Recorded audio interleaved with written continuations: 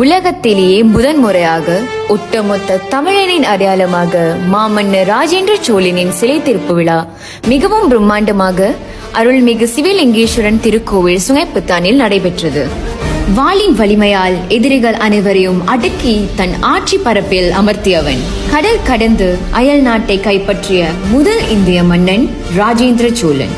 கடாரத்தை கொண்டு வணிகத்தை வென்று தமிழர்களின் பெருமை காத்த ராஜன் இவரே. மாய்கா மற்றும் மலேசியா மக்கள் சக்தி திறந்து வைத்த இந்த சிலை மலேசியா மக்களின் ஒற்றுமையை வெளிப்படுத்துகின்றது. மறைக்கப்பட்ட உண்மைகளையும் புதைக்கப்பட்ட நம் இனத்தின் அடையாளத்தையும் வெளிக்கொண்டு வந்தார் டத்தோ ஸ்ரீ தனீந்திரன். மலேசியா மண்ணில் பிறந்த ஒவ்வொரு தமிழனும் நம் சஞ்சய் கூலிகள் அல்ல, மாவீரன் சக்கரவர்த்தி ராஜேந்திர சோழனின் வீரர்கள் என்பதை இதன் மூலம் உலகத்திற்கே அறிவித்தார். அது மட்டுமின்றி இவ்விழாவை மென்மேலும் சிறப்பிக்க மலேசியா மக்கள் சக்தி பார்ட்டி உறுப்பினர்கள் அனைவரும் கலந்து கொண்டனர்.